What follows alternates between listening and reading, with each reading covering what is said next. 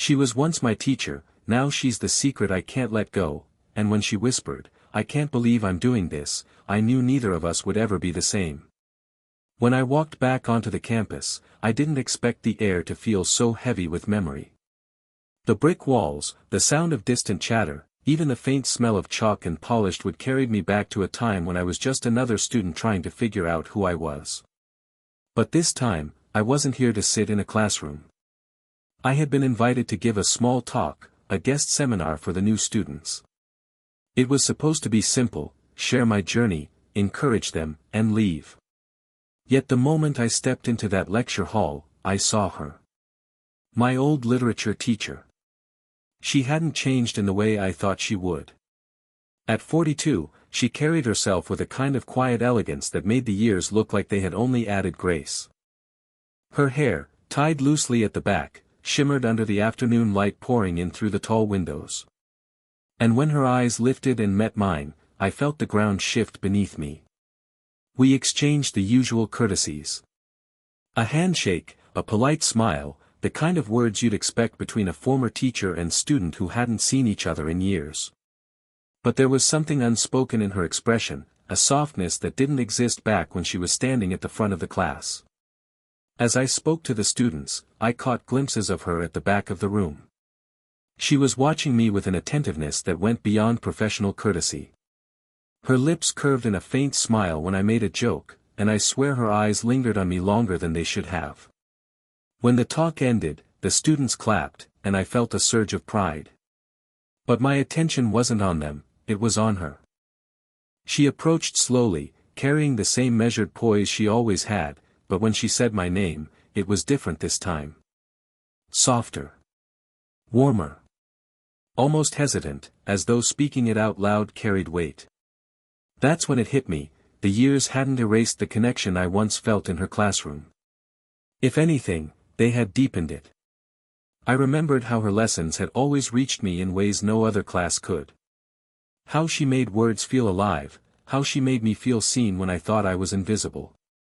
Standing there with her now, I realized something had shifted. We were no longer teacher and student. We were two people, both older, both carrying stories, standing on equal ground.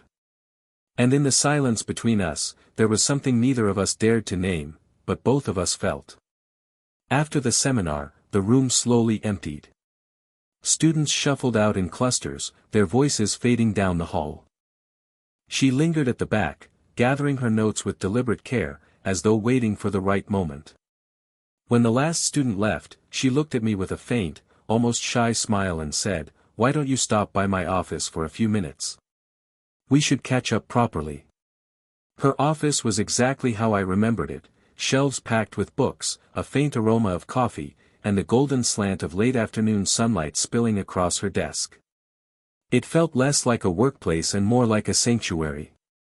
She gestured for me to sit, and I took the chair opposite hers. For a few moments, the room was filled only with the ticking of a small clock on the wall. At first, the conversation stayed safe, polite questions about my career, her teaching schedule, the changes on campus. But slowly, like a tide inching closer, the formality began to dissolve. She asked about my life outside of work, and I found myself telling her things I didn't expect, the challenges I'd faced, the doubts that had haunted me. She listened, not with the detached interest of a teacher, but with the quiet focus of someone who genuinely cared. When she spoke about herself, her voice shifted. She admitted, almost reluctantly, that teaching could feel isolating. That while she loved the classroom, she sometimes wondered if she had traded too much of her life away for stability. There was a vulnerability in her tone that made my chest tighten. I had never imagined her, the woman who once seemed so certain, so untouchable, confessing loneliness. I tried to lighten the mood, telling a clumsy story about one of my own failures that had somehow turned into a success. She laughed, tilting her head back slightly, her hand brushing a stray lock of hair behind her ear. The sound of her laughter filled the room, warm and unguarded, and I realized how much I'd missed it without ever knowing. As our conversation stretched on, something unspoken lingered between us. Her eyes held mine a little too long. Her words carried a softness that didn't belong to a simple reunion. And when she leaned forward, resting her chin lightly on her hand as she listened to me, I felt a pull that went deeper than nostalgia. For the first time, we weren't speaking as teacher and student. We were speaking as two people who, despite the years and the boundaries, had found a quiet refuge in each other's honesty. And I knew, as I left her office that evening, that this was only the beginning of something neither of us had expected, but both of us needed. By the time our conversation ended, the campus had already grown quiet.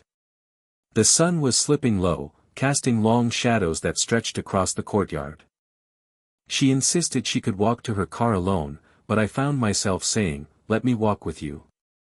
She hesitated only for a second before nodding. The evening air carried a stillness, broken only by the crunch of gravel under our shoes.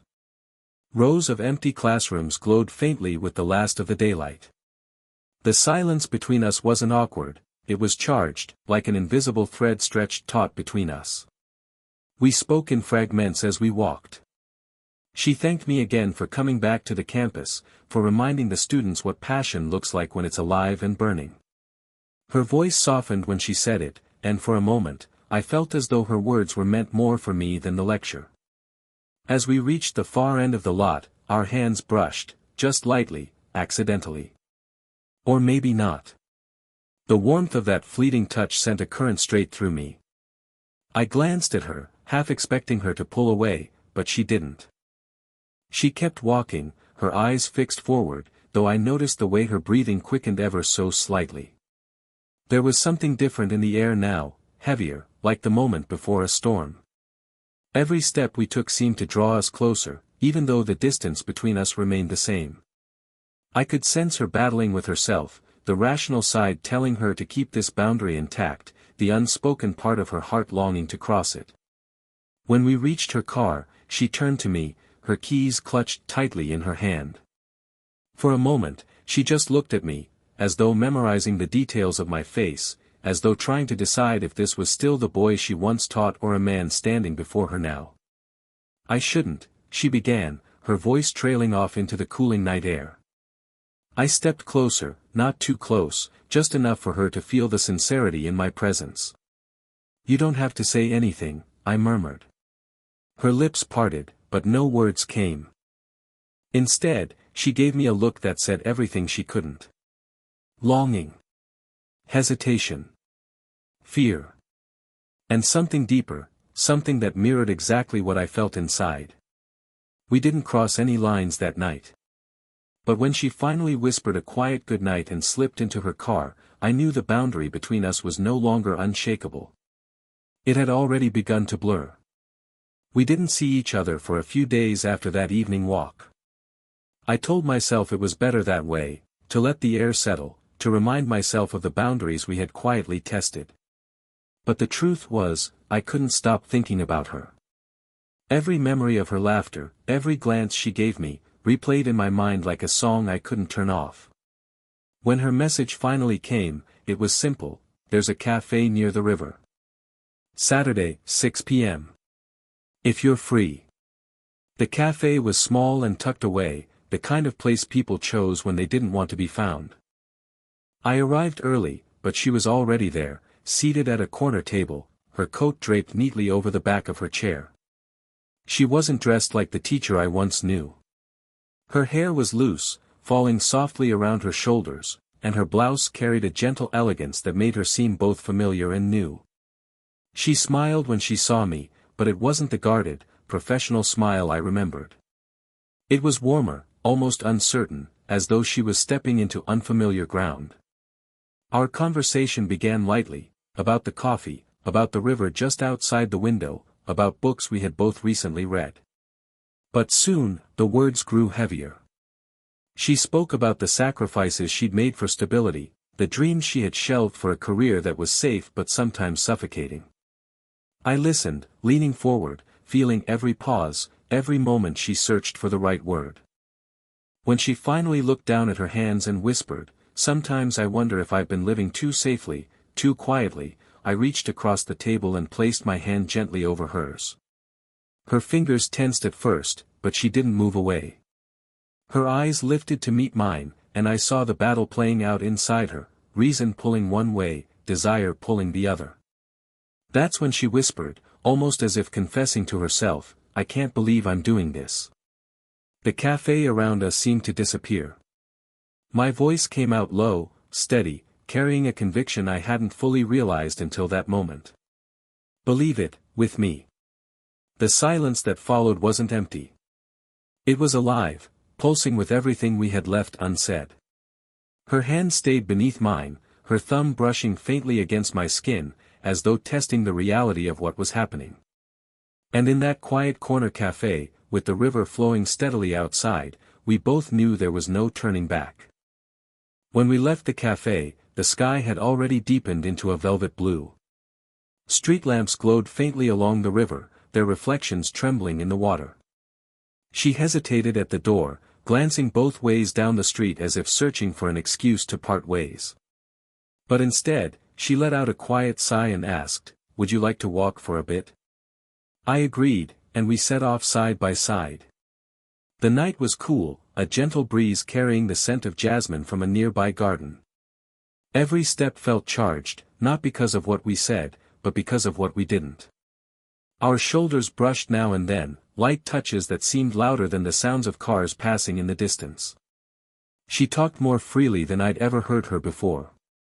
Stories from her 20s, reckless decisions she once made, dreams she had chased and then let go. She laughed at herself in places, her eyes softening as though she was rediscovering a piece of the girl she used to be. I listened, not only to her words but to the way her voice trembled at certain memories. It was a side of her no student would ever see, but she chose to show it to me. At one point, she stopped walking and leaned lightly against a lamppost. Her gaze lingered on me, her expression uncertain, like she was balancing between two choices, retreat or step forward. The glow of the light fell across her face, highlighting the fine lines that only made her more beautiful, more real. Our eyes locked, and suddenly the world went silent. She didn't speak, and neither did I. The space between us narrowed not by movement but by gravity, a pull that had been building quietly for days. I could hear the rhythm of my own heartbeat, steady and insistent. I wanted to reach for her, to close the distance, but I held back. This wasn't a moment to steal, it was one to share, only if she wanted it too. She let out a shaky laugh, her hand brushing her forehead. "I feel like I'm making a mistake," she whispered. I shook my head gently. "Or maybe you're finally choosing something for yourself." Her lips curved into the faintest smile, nervous yet luminous. She didn't move closer, but she didn't step away either. And in that suspended moment beneath the lamplight, with the night wrapped around us like a secret, I knew we had already crossed a line, not with touch, but with truth.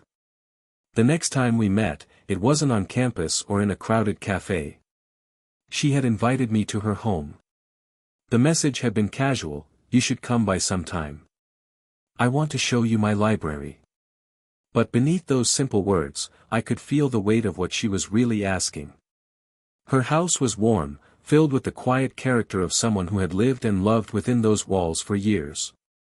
Books lined every corner, spilling from shelves in uneven stacks. A soft scent of jasmine tea lingered in the air, mingling with the faint notes of old paper and polished wood. She moved around the space with an ease that made me feel both welcome and out of place, like I was stepping into a part of her life that few had ever seen. She handed me a book from her shelf, a worn collection of poetry. As I opened it, I noticed her hand tremble slightly, her fingers brushing mine before pulling back quickly. We sat side by side on the couch, flipping through the pages. Our shoulders touched, just barely, but neither of us moved away. The silence wasn't empty, it was filled with the quiet hum of anticipation, with the awareness of every inch of space we weren't crossing yet. At one point, she leaned forward to reach for another book on the coffee table. The movement brought her closer, her hair falling forward across her face. I instinctively reached out, steadying her hand with mine as she passed me the book. The contact was small, almost nothing, yet it carried everything. She froze for a heartbeat, then exhaled, a soft sound between relief and surrender. Slowly, carefully, she leaned sideways, her head resting lightly against my chest. I didn't move at first, afraid of breaking the fragile trust of the moment. Then, with quiet certainty, I wrapped my arm around her shoulders. The embrace wasn't desperate or rushed.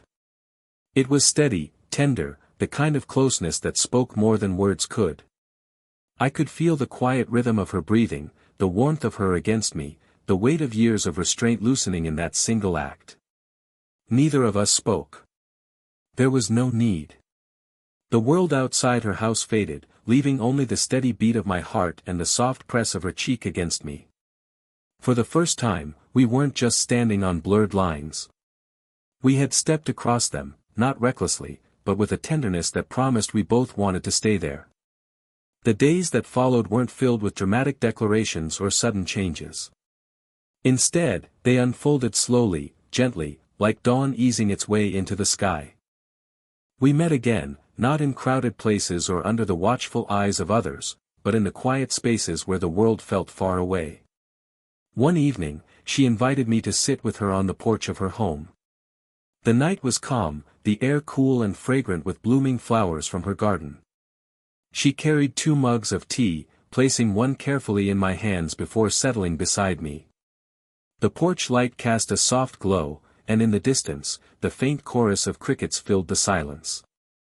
For a while, we just sat there, not needing to speak. Our shoulders touched, our hands close enough that the warmth between them felt like its own kind of conversation. Finally, she broke the silence with a confession that had been weighing on her. "Sometimes I wonder what people would say if they knew," she whispered, her gaze fixed on the dark horizon. I turned slightly, studying the way her profile caught the light. She looked both strong and fragile in that moment. "Let them wonder," I said quietly. "I'm not here for them. I'm here for you." Her eyes softened, though worry lingered. "It feels like I've spent half my life making the safe choice, the expected choice. And now," her words trailed off, but her hand moved, almost unconsciously, to rest over mine. I laced my fingers gently through hers, anchoring her. "Now you don't have to choose safety," I murmured. "You can just choose what feels real." She turned to me then, her expression unreadable for a heartbeat, and then she smiled. Not the polite smile of a teacher, not the uncertain smile from the cafe, but something warmer, freer. She leaned into me, her head resting against my shoulder, her body relaxing as though she'd finally stopped fighting herself. We sat like that for a long time, her hand held firmly in mine, the world beyond her porch fading into insignificance. There were no grand promises, no rushed declarations of forever. Just the quiet certainty of 2 people who had found something rare, a connection that defied expectation yet felt undeniable. As the first light of dawn crept across the sky, painting the horizon in soft gold, she whispered, almost to herself, "I haven't felt this alive in years." And with her leaning against me, with our hands intertwined, I knew we didn't need to chase tomorrow yet. The moment we had was enough, and it was real.